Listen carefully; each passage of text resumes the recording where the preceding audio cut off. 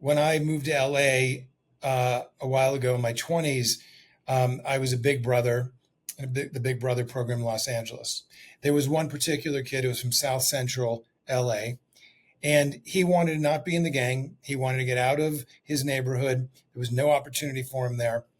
And I said, "What do you want to do?" He goes, "Well, I actually want a job." He was a black kid from South Central. He goes, "I want a job in a white area." I said, "Okay." I happen to be living in one of those areas. He went out and looked for a job. There was a bagger job at a Ralph's grocery store in Ventura Boulevard in Sherman Oaks. And he went and applied for it. And about a week goes by, and I said, "Ricky, how did it go? Did you hear back?" "No, didn't hear back." We talked about it, and we both realized why he probably didn't get, called back. I mean, he was a street kid. And I said, "How do you feel about me going in, talking to the manager, telling him I'm your big brother, vouching for you, and see if I can help out?" He goes, "That'd be amazing." So I walk in. I asked for the manager, asked someone else. They said, "What's it about?" I tell him. Manager comes, super aggro. And I say to him, "Are you the manager?" And he's like, "Who's asking?" I'm like, "I'm asking." And he's like, "What's it to you?" Literally, I never forget this. "What's it to you?" And I'm like, "Okay, I'll tell you what. Let's put aside," like I literally said this from one white guy to another. "Let's put aside the fact that you and I both know why you didn't bring Ricky back in. Dark-skinned black kid from South Central in a white area, whatever." I said, "I want you to hire this kid." "Why?" I said, "Because I think he's going to be one of your best employees, and I vouch for him. And here's my phone number. Just give him a shot. Just interview him at least." After about 10 minutes, he acquiesced. He said, "Fine." Ricky went back in. He hired him. Within 3 months, Ricky was Employee of the Month. And within about 2.5 years or so, he was an assistant manager.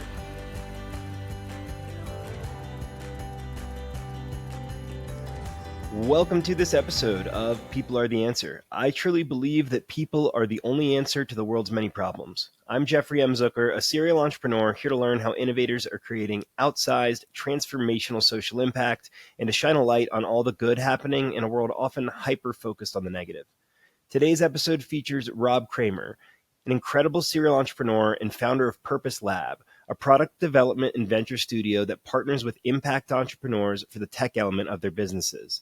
Among many other ventures, Rob is also the founder of Justice Served Coffee, a coffee platform for creating generational wealth for formerly incarcerated and wrongfully convicted individuals.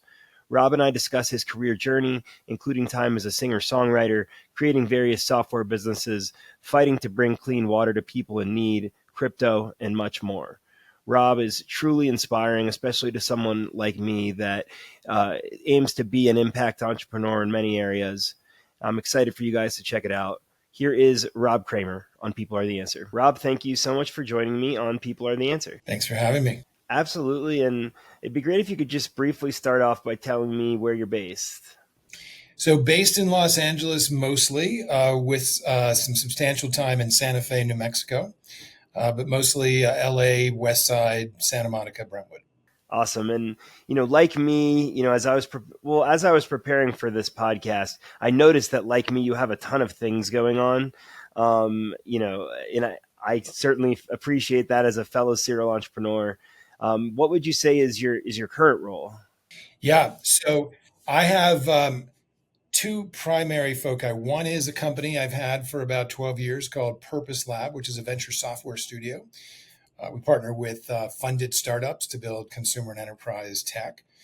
And then the other, which is becoming a big focus as well, is called Justice Served Coffee, which is a generational wealth platform, building businesses in partnership with formerly incarcerated folks who have successfully re-entered and have entrepreneurial proclivities and skills. And we want to help them build profitable businesses. Yeah, I mean, that's amazing. Certainly something I'm excited to dig into. I love your work, and you're doing such purpose-driven work. It's in the name of your company, Purpose Lab. What in life motivates you?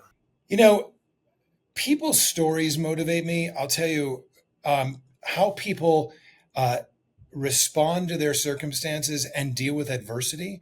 I mean, we're all good at, mostly coming up with great opportunities and success. But, at this stage of my career, I don't just define success as how much money you made. I mean, in fact, it becomes the thing that, yes, that's an important thing. But it's how do you integrate your life holistically in terms of how do you show up for people? How do you show up for yourself and your family? Um, how do you respond and react to circumstances when they're not favorable? And I'm really inspired by people's stories and connecting with them and helping people achieve something that they could have never imagined achieving and doing along with them. I love that. I mean, I'm going to have to quote some of that for my own motivation because I certainly feel the same. I mean, there's people. It's all about. I mean, the name of the podcast, "People Are the Answer," and I love the idea of helping people sort of find the path to reaching their true potential. Exactly. So, when did you start? Really giving back? I mean, was it just kind of in your nature? Is it something you thought about? Was it your parents? Yeah, it's a great question. And I've pondered this question because it comes up in just to serve coffee context. My dad was an unusually giving human. When I was born, grew up in Pittsburgh, he had a couple furniture stores. Those furniture stores were in economically marginalized areas of Pittsburgh. He sold exclusively to black and brown people. And there's one particular moment, in fact, when I was about 7 years old. I'd have breakfast with my father and my uncles on Saturday morning at the Jewish deli, and my dad said, "Come on, you're going to come with me. We're going to meet some of my customers." I said, "I'll go wherever you go, of course." We went, and he said, "Look, I just want you to know that not everyone lives the same. Not everyone has the same opportunities, but these are my customers. They may not have as much money. They may not have a house that's as large. They're human beings. You treat them with kindness and love and respect." And I remember walking into that first place. It was a very small kind of row house in Pittsburgh. And they saw my father. My father's name was Stanley, and his company was called Stanley Furniture. And I remember the matriarch of the family opened up her arms when she saw my dad and said, "Stan the man is here." And she embraced him. And this was really kind of startling and touching at the same time for me. And when we left, he's like, "Look, I never want you to forget this." Now, he knew this was a teaching moment. It fell on my deaf ears because I was just there along for the ride with my dad. Years later, I was like, wait a minute. He did this a couple of other times. It really started there. Cut to when I moved to LA a while ago in my 20s, I was a big brother, the Big Brother program in Los Angeles. There was one particular kid who was from South Central LA, and he wanted to not be in the gang. He wanted to get out of his neighborhood. There was no opportunity for him there. And I said, "What do you want to do?" He goes, "Well, I actually want a job." He was a black kid from South Central. He goes, "I want a job in a white area." I said, "Okay." I happened to be living in one of those areas. He went out and looked for a job. There was a bagger job at a Ralph's grocery store in Ventura Boulevard in Sherman Oaks. And he went and applied for it. And about a week goes by, and I said, "Ricky, how did it go? Did you hear back?" "No, didn't hear back." We talked about it, and we both realized why he probably didn't get, called back. I mean, he was a street kid. And I said, "How do you feel about me going in, talking to the manager, telling him I'm your big brother, vouching for you, and see if I can help out?" He goes, "That'd be amazing." So I walk in. I asked for the manager, asked someone else. They said, "What's it about?" I tell him. Manager comes, super aggro. And I say to him, "Are you the manager?" And he's like, "Who's asking?" I'm like, "I'm asking." And he's like, "What's it to you?" Literally, I never forget this. "What's it to you?" And I'm like, "Okay, I'll tell you what. Let's put aside," like I literally said this from one white guy to another. "Let's put aside the fact that you and I both know why you didn't bring Ricky back in. Dark-skinned black kid from South Central in a white area, whatever." I said, "I want you to hire this kid." "Why?" I said, "Because I think he's going to be one of your best employees, and I vouch for him. And here's my phone number. Just give him a shot. Just interview him at least." After about 10 minutes, he acquiesced. He said, "Fine." Ricky went back in. He hired him. Within 3 months, Ricky was employee of the month. And within about 2.5 years or so, he was an assistant manager. Here's the caveat. Ricky was ecstatic about this. I was pissed off because he's like, why? And I'm like, because it took a white guy to get a black kid from South Central a bagger job at a grocery store in Los Angeles. That just reeks of issues, problems, and it doesn't scale. So it kind of started back then. Yeah. Wow. What I mean, both very powerful experiences. I think a lot of people that are giving back, oftentimes learned something about it from their parents. It sounds like your dad really showed you, how to just make that part of your life, and, helping people that are underserved or disadvantaged. And then to hear you, taking up the cause yourself in your 20s is pretty remarkable. And yeah, I agree. That certainly is disgusting to think about, that's what it would take. And it's cool to see how that has kind of led you on your current path. Yeah, very much. So tell me about, you have this vast career, like me, you seem to have started a lot of businesses and worked with a lot of startups. Obviously that's kind of what you do now in general, but kind of tell me how your career got started. I read a little bit about Moving Pixels. Just curious to know how you got here. So it's been a bit of a eclectic and iterative path. My degree's in journalism, and I did a little bit of that out of college, first couple years. But what I really wanted to do is I wanted to be a singer-songwriter. I had done some of that in high school and college, etc. And I had a friend who was like my mentor, and he said, "Well, how are you going to do this? So you're going to?" And this is a long time ago, before social media, YouTube. You can break out that way. You're going to play Holiday Inns. You're going to, go on a tour of crappy clubs. And we talked about it, and he said, we can raise money for your career. And I said, what do you mean raise money? He said, we can syndicate your career. I had no idea what he was talking about. He said, it's been done with golfers, where people buy shares in a golfer's career. It's been done with horses as an investment. It's never been done with a singer, songwriter. Okay. He went, and this is like in the late 80s. He raised $350,000, which now is probably $1.25 million or something like that. And turns out there was at the tax code at the time, there was a 3-to-1 write-off. That was great for the investors. Long story short, ended up getting a record deal, did that for about 4 or 5 years, played at some crazy places, which crazy to me because I was only professional for 2 or 3 years.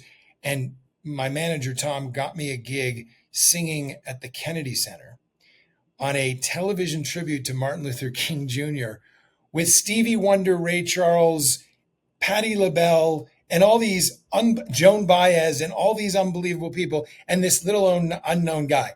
And the reason was I had recorded a song, which also, in retrospect, I should have never recorded on my album, called We're the Survivors. I was 23 years old, and I used to always say, like, why am I singing this song? My producer chose it. It wasn't, I only wrote a couple of the songs on the record. We had these amazing writers. And I said, the only thing that I've survived is my bar mitzvah. That's about it. So meanwhile, they wanted that song in the show. So they had in the television, they had the I Have a Dream speech in the show. It was a TV tribute. And then came We're the Survivors with a 40-piece orchestra. Long story short, it was a spectacular thing. At the time, Coretta Scott King was alive and in the audience. And it was an incredible, incredible evening. I was a nervous wreck.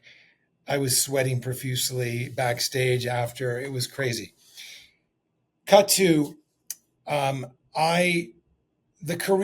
album never really went anywhere. I kind of didn't want to be a struggling artist. I could have gotten another deal probably, but it was a long road and maybe I didn't want it bad enough. So there's only one thing I knew how to do, mainly because of my dad. I knew how to be an entrepreneur. I mean, I knew it instinctually, the hustle. Didn't know because I'd never started a company. And I started my first company and Moving Pixels and, built that for 7 years with a business partner and then sold my half and went on from there. And one of the through lines was that I was very connected to the technology side of we started doing, it was 3D animation, computer CGI stuff for music videos, commercials, interactive programs. And I was very, very connected to that. Also, my father was a gadget freak and a tech freak back in the early days. And after 7 years, my partner went on and had it for 17 years. Um, I started a peer to peer distributed computing company, otherwise known as Napster for the enterprise. And it went on from there. And that company sold in the mid 2000s. And then I moved into doing some impact work, water projects around the world, which we can get into if you want. And then went from there. And, everything became iterative. And really what I did is I used these companies as a vehicle for kind of growing up and understanding what was possible. Yeah, no, it can certainly relate, and it's pretty cool to see you go from a music career directly into visual effects, and I get though how if you were kind of a tech nerd in ways that how that could translate, but it's pretty incredible. Was your partner in that more experienced in it? No, and in fact, I had conceived of the company, brought him in within a few months, and I always knew I wanted to do company in partnership. And we just dug in, and it was kind of like if you think about AI and Bitcoin, two industries that have come up in the last number of years full force, and they're no experts, right? Everyone's an expert. And it was kind of like that as well. So we were able to fake it till we made it. Yeah, that that's one of the first things you got to teach entrepreneurs, right? It's everybody's doing that. Exactly. So you went on to start another software business. You talked about getting into water, and then at I know Hip Swap was also in there as well, and I was curious to learn a little bit more about that one. So HipSwap was ideated, designed, and developed out of Purpose Lab, the company I still have. I had this idea. Craigslist was still dominating. There was no mobile marketplace for selling secondhand goods. We reimagined it, reinvented it. Turned out this was in the zeitgeist because a couple of other companies were starting to do it as well, a little bit before this, before us, and one during. And so we spun it out of the studio, and we raised a bunch of money from some A-list Silicon Valley and LA investors. We were doing extremely well until something. We had a little bit of a black swan event because part of our business, like Airbnb built their business at the time, we got a cease and desist, and we weren't taking their inventory, but we were scraping their site for phone numbers, and we assumed that 99% of them were mobile numbers, and we created this incredible mobile marketing platform to help us build. And we were doing spectacularly. I mean, we had next second round investors coming out at us, and then we Airbnb and a bunch of others got this cease and desist. Like, you can't use our platform this way. And it was a question of, whether or not we had the capacity to fight them and hire Wilson Sonsini to do it. And we decided not to do that. And we didn't survive it.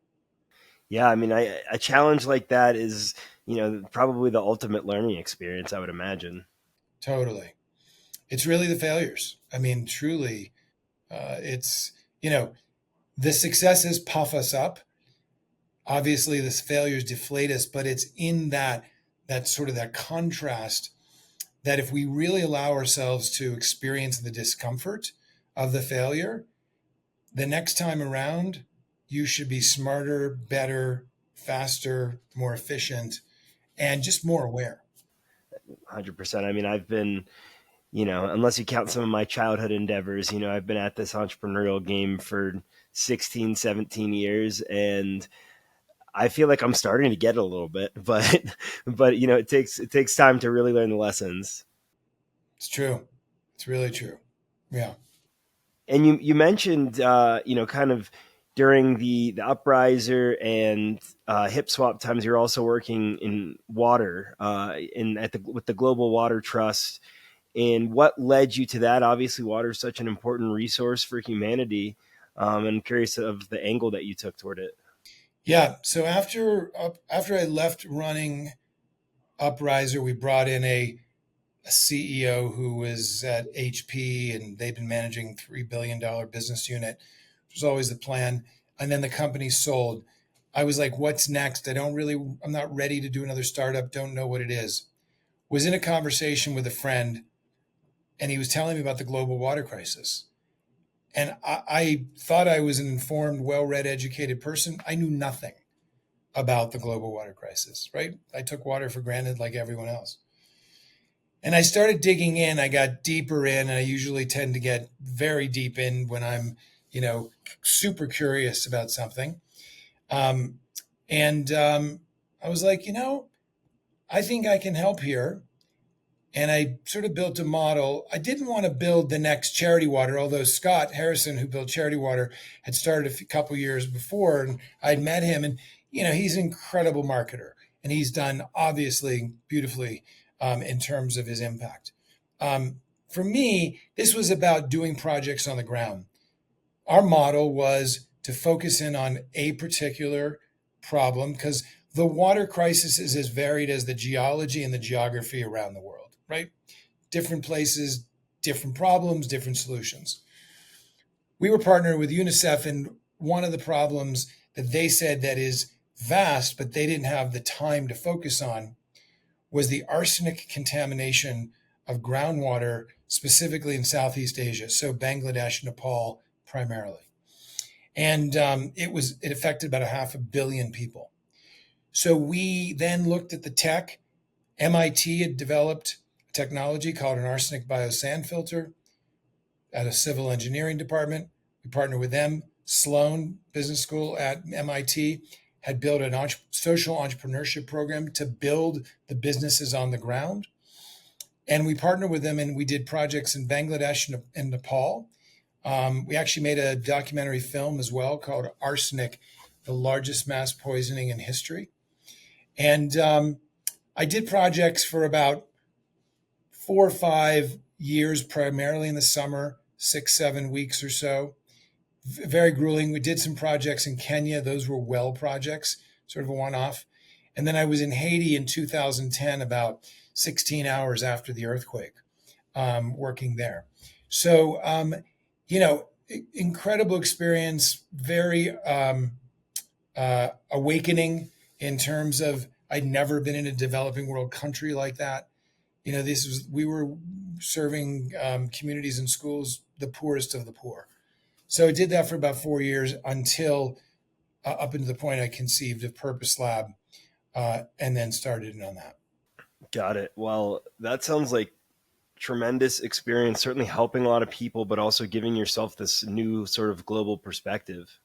Yeah, very much. I mean, you know, the global perspective part, I'm not sure we really touched on because I don't think we didn't really do much media or communications. I think like someone like Scott and Charity Water has done a tremendous amount of work in that area. But for us, it was about we brought clean water to about 10,000 people in the time that we worked on these projects. I mean, that's no, absolutely incredible, and just the perspective that added to your future endeavors, I think, is probably massive. Yeah, very much so. And that experience really informs uh, the justice served work that we're doing and working with formerly incarcerated and wrongfully convicted folks. Um, for me, it's all about ultimately bringing disparate communities together and working on a common goal and effort. People that you would never imagine meeting, having a meal with, or certainly let alone working together. Yeah, that makes sense. And I know from there you really dug in on Purpose Labs, and you went into Purpose Lab a little bit at the beginning of our conversation. But let's really dig in there. Tell me about how that got off the ground, because I mean, honestly, it's like something I feel like I've dreamed of doing, like what you guys are doing with Purpose Lab. So, the seed of that idea was Purpose Lab's previous name was Pop Rule. And Pop Rule was ideated as a social network for taking social and political action. Around 2009 or so, um, got off to a slow and steady start. I was a political junkie. I lived in D.C. during my junior year, working college, working for Charlie Rose on his show, and then moved there after college. And uh, I was like, let's build a social network for doing this. So I used some of my own money. We built it. We had some really good early tests and users. And then Obama had just been inaugurated. They did an incredible job in terms of building that organization. Facebook was getting and had gotten, because of that campaign, a lot of traction. And I was going to go out and raise a round. And I looked at it and I was like, you know what? Now's not the right time, because it's kind of a winner takes all kind of model. And so I backed away from it. But we had built all these unique tools. At the time, I met my current business partner, Andrew, and we started exclusively ideating, designing, and building tech platforms, consumer enterprise for political candidates, elected officials, advocacy organizations, nonprofit groups, NGOs, etc. That was the first 4 to 5 years of the company exclusively. We got to the point where we realized that there was kind of a ceiling in terms of how much revenue or profit you can make from that. But we were loving it and doing interesting new things, building something called Campaign Builder for elected officials and many other things. And then we really expanded out. And at the time, I got asked by a friend of mine who was running a big company in LA that had a number of large media brand celebrities in their portfolio: Howard Stern, the Kardashians, the Jenners, Tyler the Creator, etc. And they asked us if we wanted to get involved in doing the Tyler the Creator work. We said, sure. We got into that. They were doing all the Kardashian and Jenner work, websites, because they were primarily web-based. And I remember saying to my friend, why are you doing websites? Like the audience for this thing is mobile. He's like, we know, but we're 2 years into this, and we don't think we have the time, because this was in May. They wanted to launch at the Apple store. They wanted to launch with Apple in September. And I said, well, you should abandon those websites. We'll help you. He says, can you? Because we need 4 mobile apps for 4 of the 5 sisters at the time. And we put it together, and we were on September 9th in the App Store in Soho, New York, launching these things very successfully. So we had boomeranged from political and social action technology all the way to the Kardashians. A lot of things happened in between and after, but it was a kind of an odd thing. I never imagined that we would be doing that kind of thing, but it was a pretty spectacular experience for what it was. Yeah. I mean, what a fascinating path. And so from there, how did things evolve? Now you're working with the Kardashians. So those apps sunsetted about 4 or 5 years in. We had also ideated internally, like with Hipso, we'd ideated, design, and build a content marketing kind of ad tech platform targeting publishers specifically. I had some relationship with The Economist. I said, do you want to partner in this? We need to sandbox this inside a publisher. They said yes. For about 8.5 years, we were partnered with them, and it was their number one most profitable digital tech platform worldwide, because they're based in London, but here in the States, in New York, and in China, etc. And they were little mini, the concepts, they were little mini websites in these IAB standard digital ads. So you could vote, you could watch videos, you could do surveys, download PDFs, et cetera, et cetera. And it was great. And then that, about 8.5 years in, management changed, and that whole sort of opportunity kind of fizzled out for them. But it was a great run for us, because it was good recurring revenue for us. Yeah, no, recurring revenue can be the lifeblood of a business. Absolutely. And So, I love, you've worked on so many projects with Purpose Lab, and I love a lot of them. I'd love to start with kind of your most at the forefront right now, Justice Served Coffee, and then, to ask about a couple others, and we can kind of bounce back to Justice Served. Yeah, a couple others at Purpose Lab. Yeah, I mean, if you're up for it, yeah. Yeah, I mean, we partnered with the founder of an app called The Pattern, a woman who started, remember Maker Studios? It was the first MCN. So she and her two partners founded that, sold it to Disney for a lot of money. She was very into astrology, and she had built a small app with a single developer, wasn't working out, met us. We ideated, designed, and built the entire platform, worked on it for about the first 3 years, which was our model. Until if they got to Series A or B, then they start taking sort of resources in house as they build towards an acquisition, let's say. And it blew up to like 25 million users. I don't know where it is right now. Social network for people who are basically into astrology.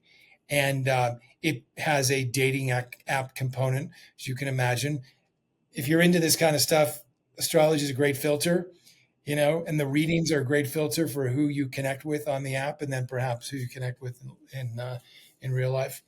So that's pretty interesting. We also did a big enterprise platform in the cannabis space. So it turns out there were all these retailers, as you know, in all the states that legalize cannabis, and they had a lot of units in stores, but they didn't know how to manage them. So, there's platforms like Asana, or Asana, I guess they call it. I think Asana from the yoga community. That's why I call it that. But project management software. But this was a project management and compliance software platform called GreenSpace. And we partnered with a company called Inami, who funded and worked with us on that. That was pretty interesting.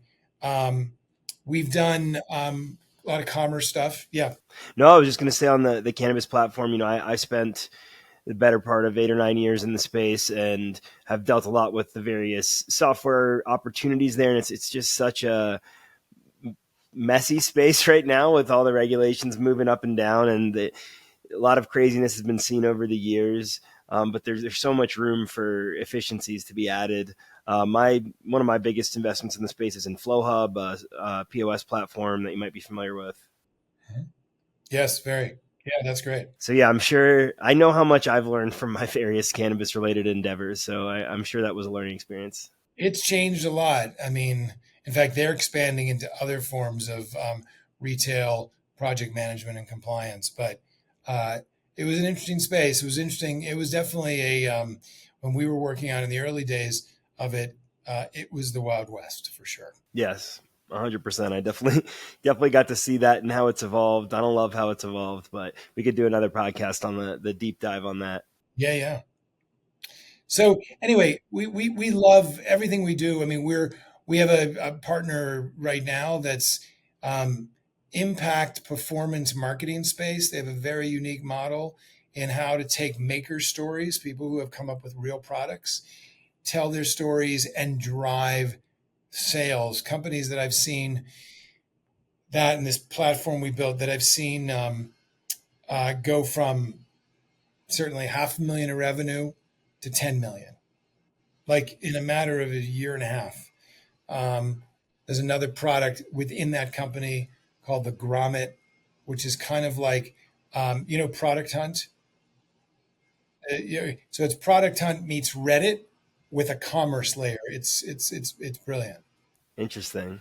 That sounds like a lot of fun. There's so much innovation in here. Like, how do you keep everything straight? How do you keep yourself from focusing on like the most exciting versus where you're most needed? Yeah. First of all, I have a great business partner who's the CTO of our company, Andrew. And Andrew is he's extremely smart. He's extremely organized. He gets he gets it done, and you don't have to think about whether or not it's not going to get done because he's going to be two or three steps ahead of the game. And so he makes life easy in that regard because he's focused on the code side of the business. And then I have to say, sort of plug, not that they need it, for Slack. Slack completely revolutionized our business.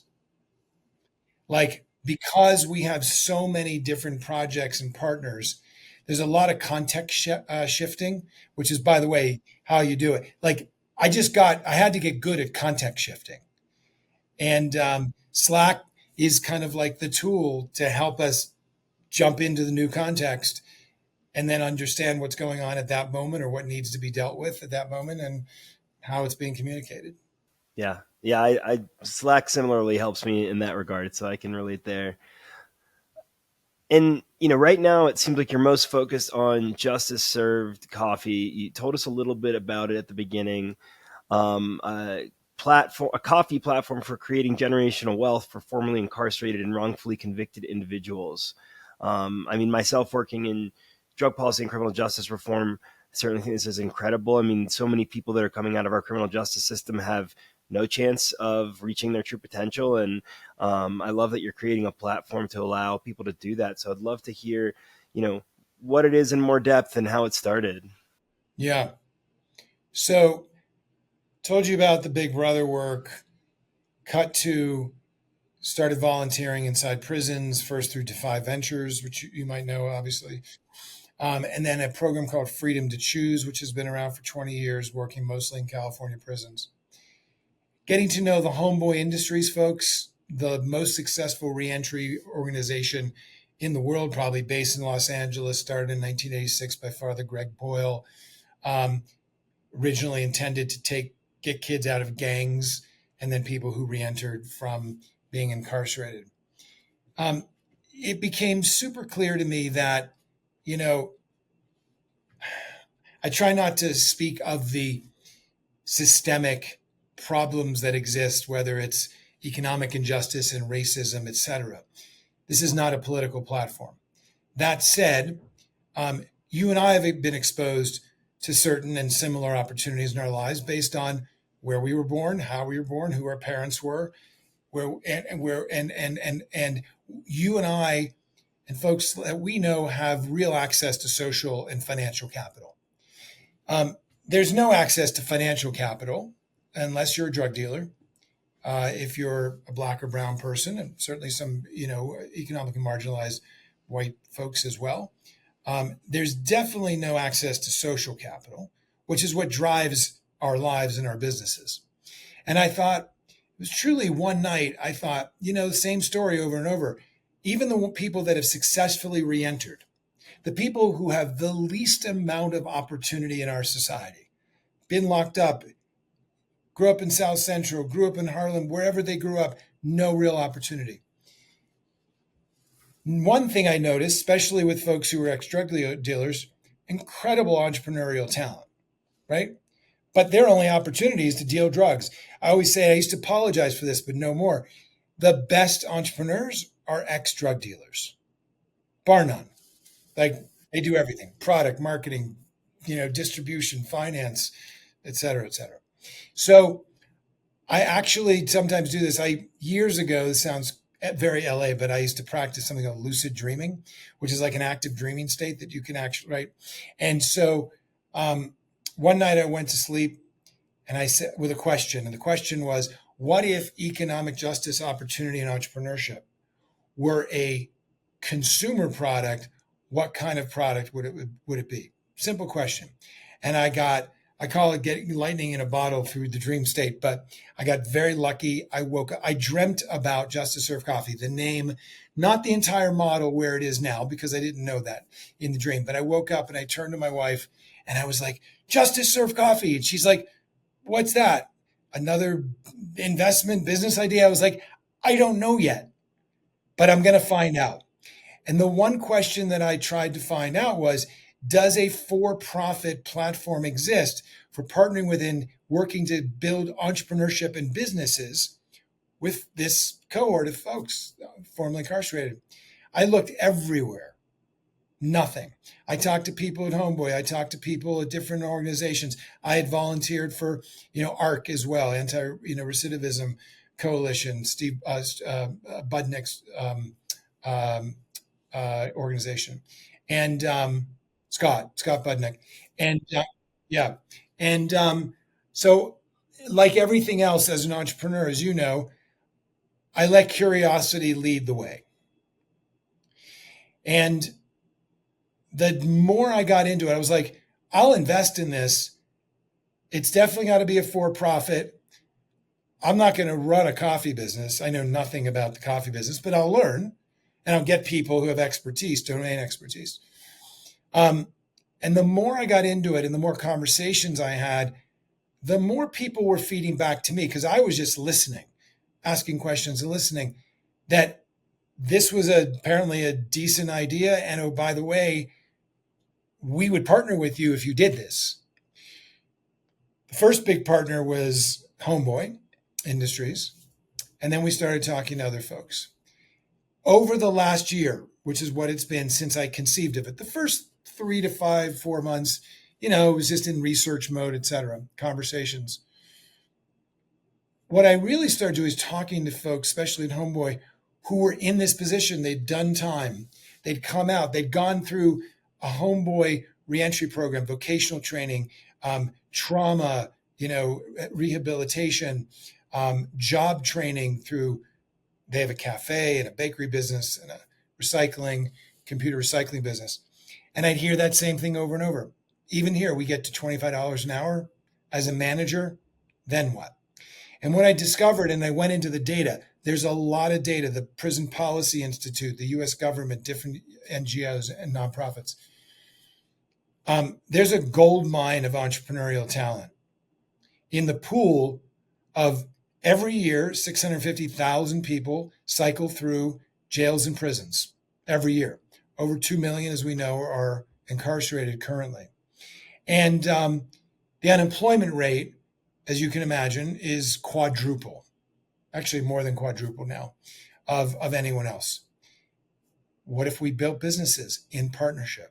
What if we actually created this opportunity where over time they get trained up, they work? The coffee business, and why I stayed focused on the coffee business, brought people in as advisors from Starbucks, former CEO of Coffee Bean and Tea Leaf, who grew it from 40 units to 1,500, Groundwork Coffee in LA and others, is that it's a very operationally accessible business to run. There are only so many knobs and levers to turn and pull. And if you think about, and this is where I got into the psychology of it, the mind of somebody who goes from their sometimes parentless or fatherless environment into a gang. Why do they go into a gang? They want the structure. They want the leadership. They want the camaraderie, the community. Then what happens if they go into prison? Rigid structure, right? We dictate how you sleep, eat, and walk around this environment. When they come out, they're very well regimented and trained that way. They need something that's got real organizational structure that is accessible and doable. Coffee businesses provide that. And so the model is to build brick and mortars, these micro cafes, which are automated robotic machines, kind of like running your own or owning your own vending machine. And then to do other products down the road. So Justice Served is the brand. Coffee is the first big thing. We focus there exclusively, Justice Serve Coffee. But then you can do Justice Serve energy drinks. So Justice Serve Energy. You could do Justice Serve anything, not almost anything. So the model has been developing. We've got incredible partners, from the hospitality partners to the nonprofits. Partner with an organization called Life After Justice, which focuses exclusively on wrongfully convicted and exonerees, some of whom are actually our investors. If you're enjoying this episode, I would greatly appreciate if you could review, like, comment, or subscribe on your favorite platforms. Your engaged support goes a long way in helping the show grow and getting our impactful guests heard. Now back to the show. I mean, it's incredible. I love what you're creating. I mean, my favorite thing about a good organization is that it's long-term sustainable and creating positive impact. And, this seems to have both of those things. And it's rare to find a great crossover there, especially where you can create such life-changing, generationally changing impact for these people and their families. That's certainly the goal. And, this is a 10-year minimum plan, like 10 years to get, because what happens is the holding company for Justice Served builds, finances, underwrites the units, right? We own 100% of them. Not a franchise, but much like a franchisor or franchisee. People come in as employee in training, they get trained up, they're working, they get paid. Then they all move into entrepreneurship and training. As we were talking earlier, like you can't teach hustle, but you can teach the fundamentals of entrepreneurship and business operation. Those that graduate from that, some of them will be born entrepreneurs, they were entrepreneurs, we'll move them into a managed to own situation, which we call entrepreneur in residence, much like, a VC fund.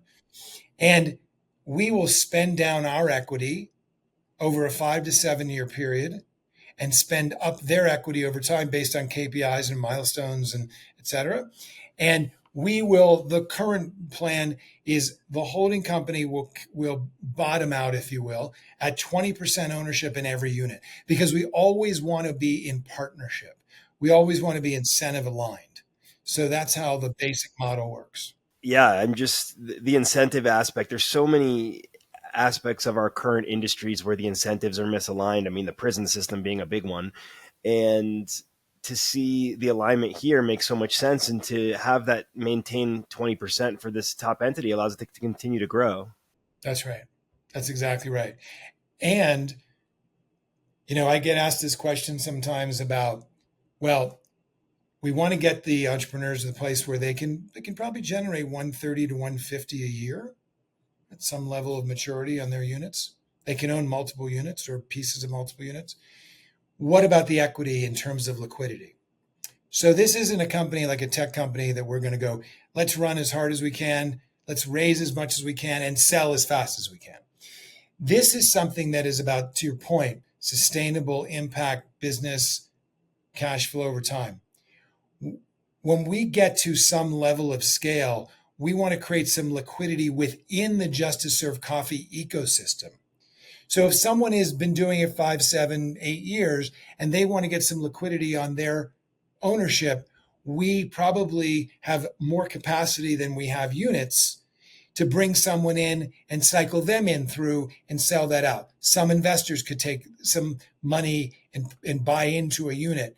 Some of those investors are going to be, at least this is my intention and the team's intention, they're going to be investors at a certain point, because we also want to help them on the financial health and investment skills path to see how they can also create passive income over time. Can you walk me through the process if someone is, coming out of incarceration, how they end up in this opportunity, what their steps are?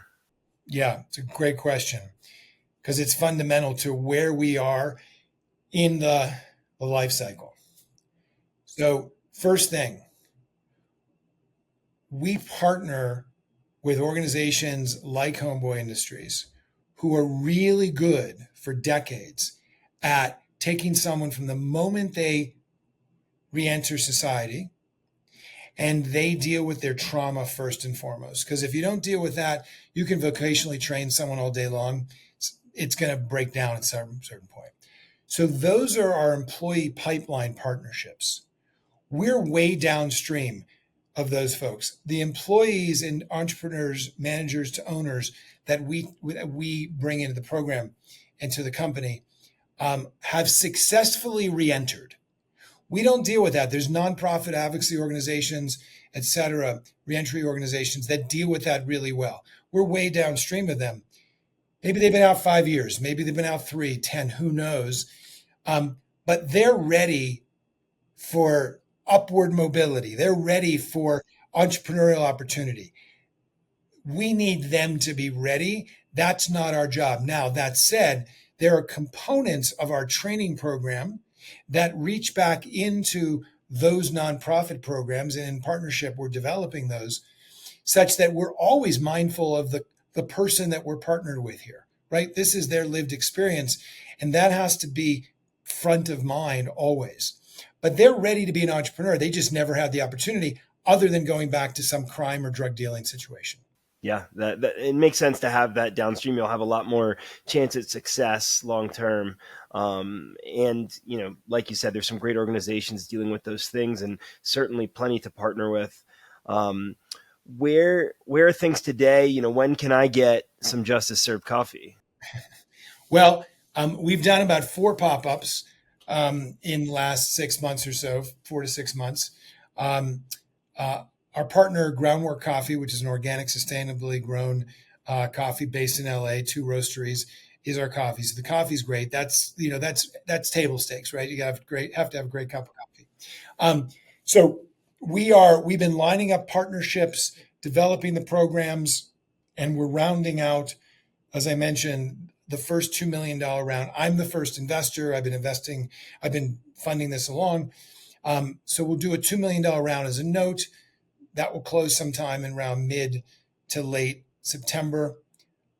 We are already starting to scope out locations. Location number 1 in Los Angeles. We have some traction in Chicago because we have some investors in there, partners, nonprofit and for-profit. So we might actually do a unit there. We're also in discussions with Chicago O'Hara and Westfield, who runs Terminal 5 and other terminals, to put 2 of the micro cafes inside of Terminal 5, if we can get past some of the fire code issues. And then we start designing and architecting the first couple units. We're going to immediately, once we get unit 1.5, meaning first one's open, second one's being built, couple of micro cafes deployed, we're going to do an immediate $3 million follow-on round that will likely be a priced round for the entire 5. So I would say first unit, second quarter, sometime next year, probably second, mid to late quarter. One of the things we're also focused on, we want partnerships with the NBA and NFL. I was just asked to speak 2 Mondays ago. I went to NBA Summer League. I don't know if you know what Summer League. So they have content there as well. There was a panel discussion on formerly incarcerated, entrepreneurship, and justice served coffee. A couple of exonerees, an entrepreneur from Chicago, and a guy named Oliver Coupe, who helped put it together, who has a boutique wealth management firm. He manages the money for exonerees, about 15 of them, and a bunch of 20 plus NBA and NFL stars. Yeah, I mean, what a great combination. I know that there's certainly a lot of players that will have empathy for where these guys came from and that, want to use their ability to help. Yeah, for sure. I mean, they're the lottery ticket out of the community that we're partnered with and serving. So, they've got friends, family who are incarcerated or certainly were incarcerated. And how, obviously coffee is like the first thing you're going into, very popular market.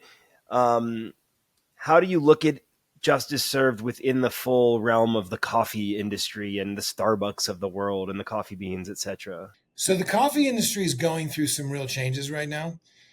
On one end, you've got Starbucks, the largest in the world, who is primarily focused on quarterly profits and their share price. And it's not been going well, frankly. And Howard Schultz came back in once, left, came back in twice, left, now as a new CEO. He's very public about how he thinks about it too. So they're scaling down. They're actually closing stores. And I know this from some folks there. They're closing stores that are doing like 22% EBITDA. They want 25 plus EBITDA on their stores. Crazy. You're also seeing that the footprint is starting to shrink, right? More self-serve. A lot of their orders are now mobile apps. You pick them up, you just walk in. That's not gone extremely well for them, but that's more of an internal thing. Then you have companies like Coffee Bean. Coffee Bean does well. It's gone through a couple of iterations, a couple of family offices. One in Singapore originally bought it out of the LA family. But they're also trying to keep their footprint small. We are also very focused on a smaller footprint. Even the flagship stores in the beginning will probably be 1,000 or under square feet. The other footprint that we're focused on is modeled after Dutch Brothers. Do you know Dutch Brothers? You ever see those? I'm a big fan. We have them here in Colorado. Yeah. So a lot of them are drive-through, smaller footprint, couple people, 1 to 2 people can run them. We're very attracted to that model as well, and we're exploring having that be the part that enables us to scale. Because our thesis at the moment is you don't scale with big stores, right? That's what kills you. On the labor side, we believe a competitive advantage because most of these companies can't keep people in. Some of them are turning at 110% a year. Ours are highly motivated. So I think we solve for the labor problem, right? These are people who have the opportunity to be entrepreneurs. So the commitment will be there. And there's a lot of data supporting that as well. It's not just kind of conjecture and hyperbole. Second footprint, small drive-throughs. Third, these micro cafes. I'm an investor in a company called Truebird Technologies based out of New York. They developed this technology. There's one other company called Cafe X that's got a couple of these types of units in SFO in San Francisco. Bearing the most important thing in mind, we can create all of the great narrative and story and partnerships and good feeling and impact, et cetera, if we don't create a profitable business almost every time, because not every unit's going to be successful, we fail. So first and foremost, we have to create profitable businesses. How do we minimize and mitigate some of that risk? Smaller footprint, more efficient, better labor force, and then expanding from there. And then we'll probably sell other kinds of products, which will then bleed into direct to consumer and grocery doors as well. Got it. That sounds like a good plan. Obviously, it will be ever evolving, but I'm certainly excited to see where it goes. See if there's ways that I can help, and my network can help as well. But I can tell that you're very passionate and excited for this project. Yeah, it's you know what it is. It's one of those things where, like, I'll wake up every day and I'll be like, oh, it's captured me. I've created tech companies where like I'm pushing it into the world, where this one is pulling me into the world. I can certainly relate. Those are the best projects to work on, right? Where you kind of get pulled in that respect. So wishing you all the best on it and hope it goes tremendously well. And, obviously there's a million other things we could talk about. One I was curious to learn about is you had a podcast for a time called the Hell and Wellness Podcast. Yes. And it sounded cool. It was fun. That was like how many other tens of thousands of people, that was a COVID moment, right? You can relate. You've survived post-COVID with the podcast, so I have great respect for you. There's a friend of mine, Matt, who I did it with, who's a comedian based in New York. And we've both been through the yoga community and the spiritual community and, the plant medicine community and et cetera. And we're like, there's so much bullshit, right? And there's so many snake oil salesmen. And we're like, let's just explore topics that some of which are lived experiences for us, some of which aren't. And let's just play. And maybe you heard some, but we did them on ayahuasca and we did it on meditation and just some fun topics. I mean, that's a really great angle for a podcast. Like you said, there's just so much out there. So to have somebody on, the user's behalf going and figuring these things out, I could see how that could go a long way. Yeah. So you've been doing, this amazing purpose-driven work for so many years now. Is there any particular story that comes to mind about when you really saw how your work was directly affecting change or affecting someone's life? So, yeah, I mean, I break things down into sort of small component parts. And a lot of those component parts happen to do with the human connection. So I've already said, when I saw that woman who hugged my father and said, Stan the man is here, because Stan the man extended her credit and layaway. And for her, that was a pretty impactful thing. Ricky, to get that job, an opportunity he would have never gotten, maybe there was another person like me that was willing to do it. And I believe that would have happened. Um, to see that change and also to change the mind of that agro manager who literally had his bias, and his bias changed. I didn't talk to him much after, but I imagine like he's like, shit, like, okay, yeah, I see my bias. I gave him a chance. Somebody sort of pushed me into doing it, but look at the beautiful outcome. Sitting across people inside prisons who've committed horrible crimes and looking at them from a human perspective. Now, there are people who never um, show remorse for their crimes. That's a different kind of thing. But there are people who committed crimes at 16, 17, 18, 14. A friend of mine who's in the Nexus community who just spoke at Global, Halim Flowers, who's part of. Oh, yeah. I know Halim. He's been on the podcast. Okay, so Halim and I are very close. He's part of the family. And Halim is one of the early inspirations and part of Justice Serve Coffee. 22 years in prison, crime he didn't commit. Like that man, and you've seen this, he's a self-actualized human being, in my view, right? I used to, in my 20s and 30s, chase yoga gurus. Like, I want to chase these gurus because, like, that transformation is profound. And then also just sitting with, in conversation, the greatest thing for me in terms of Justice Serve Coffee is that I get to have these types of conversations about something that is so meaningful to other people. I mean, I'm just a facilitator. Like I said, it's pulling me through the experience. We have a long way to go in terms of getting it built, scaled, etc., and we'll get there. At the same time, the human connection to see even just the opportunity that someone, like when you go to prison and you volunteer, one of the things you hear, people genuinely, authentically thank you for taking the time, the money, the effort to be there. My view of the world is I'm not a great promoter of myself. I'm more of a one-on-one person. I don't tweet, I don't social. I mean, it'll take on its own life for sure. And some people do that. But at the end of the day, it's just, you're only sitting with you at the end of the day, regardless if you're married, in partnership, family, you and your thoughts.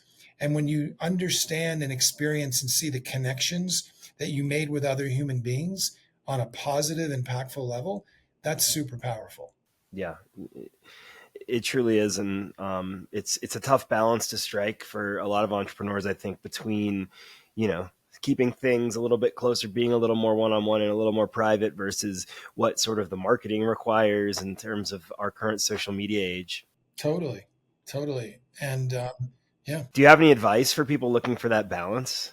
Well, first of all, I think that especially as an entrepreneur, and the one sort of piece of advice when I would mentor at Techstars, for example, or some of the portfolio companies that I'm invested in, or Purpose Lab, if you want to be a successful entrepreneur, first and foremost, get really comfortable with discomfort, because it's mostly not comfortable because they're growing pains, and sometimes it's working and sometimes it's not, and so-called troughs of despair and that sort of thing. But I think that you've got to do something that is also outside of just building your business, whether it's exercise or meditation or a hike or something with your family, something that takes your mind off of it, because we as entrepreneurs get very obsessed. We could work 24 hours a day, like if we could not sleep. And so I think you have to create I hate the whole work-life balance moniker, but I think that someone actually said, sort of had a redefine on that, but I forget what it was. But the notion of just engage in different experiences that will balance out the singular, hyper-focused, committed experience as an entrepreneur. Because all those other experiences, and by the way, as many varied experiences as you can within reason, time, energy, and effort, because they're going to inform whatever you do in whatever sector you're in. Absolutely. And throughout your career, has there been anyone who's been a particularly standout mentor for you? Well, there's one person in particular who goes way back, as I mentioned, to my music career, Tom Carter. He is the president and CEO of the Herbie Hancock Institute of Jazz, which is this big international educational jazz. So Herbie is the chairman and Tom is the president. And he's been a mentor from early on. I say that everything I know about politics early on, because he's his PhD in comparative governments from Georgetown. Incredibly brilliant on so many levels. For sure that. I would say the other mentor um, are, are the failures.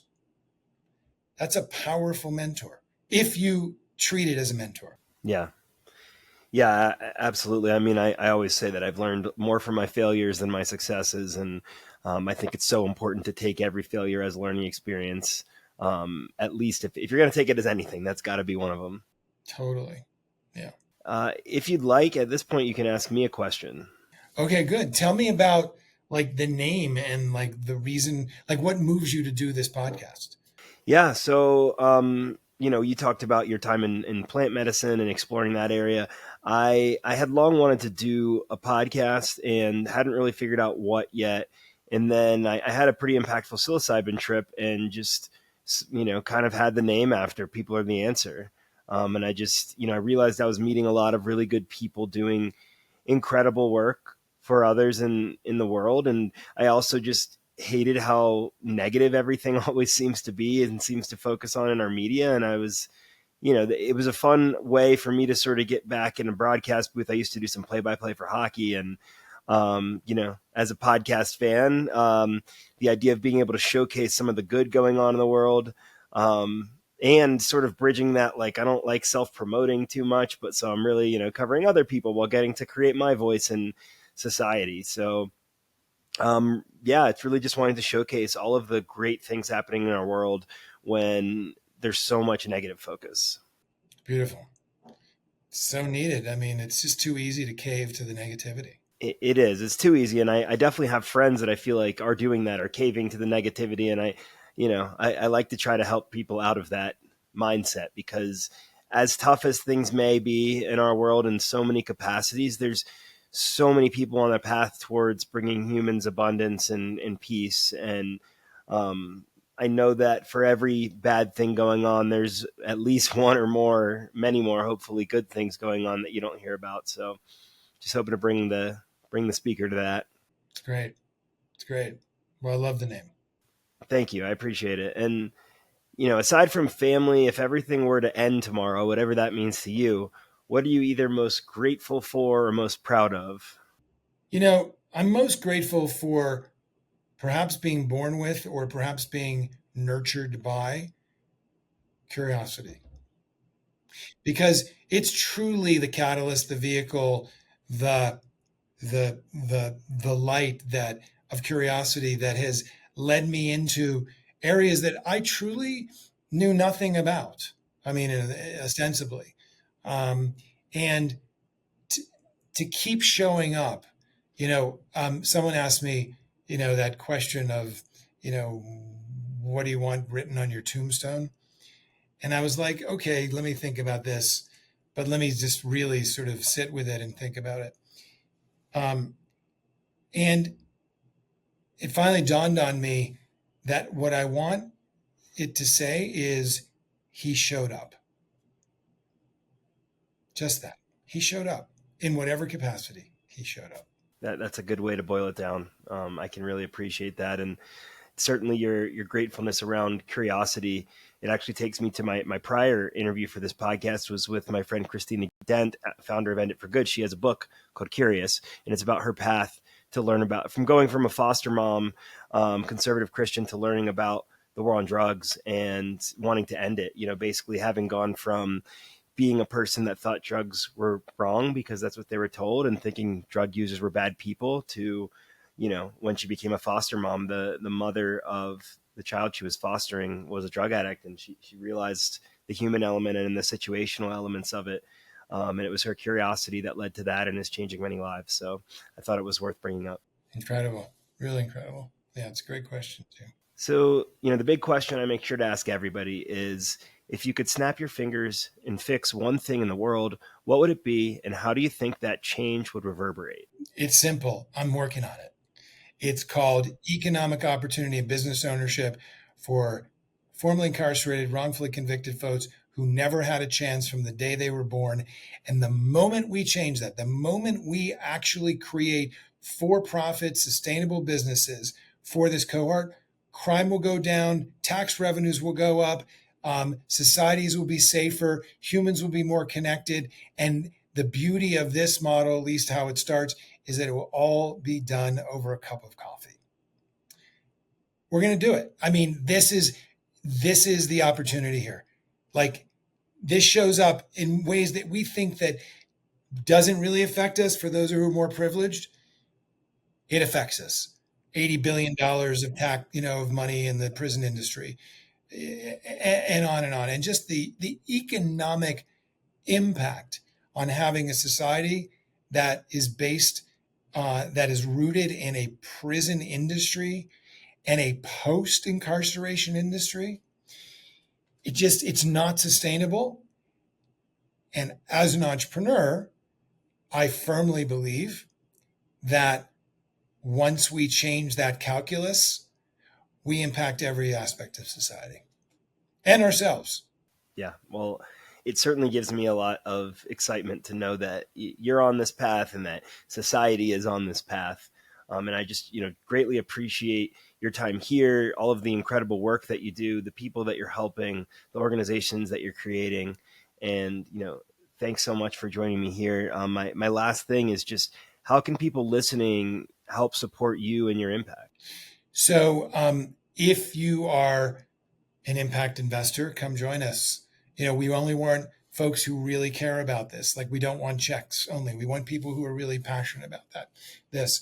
If you are working in the reentry, formerly incarcerated prison system, and you want to see real change economically within this cohort, reach out. Partnership is how this business is getting built. And if you just want to talk about it because you think it's something that you want to get involved with and you're curious, reach out as well, because I have a bottomless well of desire and motivation to have these conversations.